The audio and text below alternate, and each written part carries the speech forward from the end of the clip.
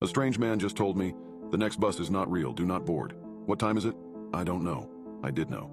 It was 11:55 p.m. I lose motivation to talk properly when I'm tired, although this was definitely an overreaction. At most, it would have taken an extra second to tell him the time, but I wasn't really thinking. I just wanted to get home, ignoring all social interactions. I didn't even look up to see this man's face. He left without saying anything, limping as he walked, leaving me alone at the bus stop, waiting for the final departure of the night. A single minute past midnight was the usual time on the schedule, although it's almost always late, despite only ever having a few passengers at most. My late shift at work had me used to these empty hours of the night. This specific part of town lacked nightlife entertainment, leaving little reason to be out after dark. The shops were long closed, waiting for the bustling environment of the next morning. Until then, they remained silent. Some had their lights on all night long, spilling echoes of life into an otherwise inactive street.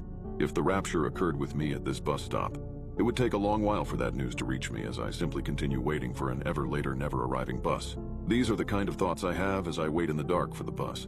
The occasional breaks in these thoughts are often caused by me checking the digital sign above me, displaying an estimated time for all upcoming departures, expecting to see 5 minutes or perhaps a more delayed 10 minutes.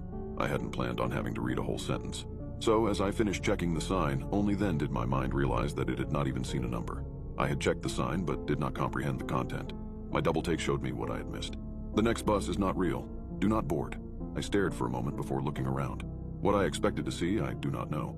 Perhaps some pranksters giggling at their work, or more sinisterly, a shadowy figure looming over to guide this paranormal event. Nothing. I saw nothing. The same street I had become familiar with had nothing new. It remained empty, with me as its only sign of life. So I waited. It was 11:59 p.m. by this point, so only 2 more minutes remained.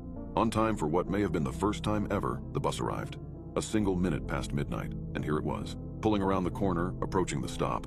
I put my hand out to signal my need to board, feeling relieved that my only way home hadn't been canceled. As the bus approached, I noticed the dark interior.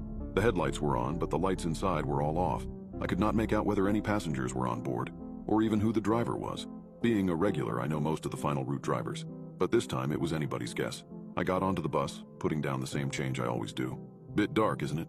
Nobody replied as the doors closed behind me and the bus continued its way forward. I smiled awkwardly, despite knowing that the driver could not see me, and found a seat. I never found out whether there were any more passengers, but I can only hope that nobody else had to go through these next events. Almost immediately, I noticed stops being omitted from the route. A turn missed here, a completely wrong turn taken there. A panic set in that I had somehow gotten onto the wrong bus, despite knowing for a fact that the bus I always get is the only local one that runs this late. Convincing myself that an unfortunate series of road closures had occurred, I remained calm and waited it out. After 10 minutes of this, we had circled back to the stop I had boarded at. In front of us, I noticed a more normal bus, the bus I was supposed to board.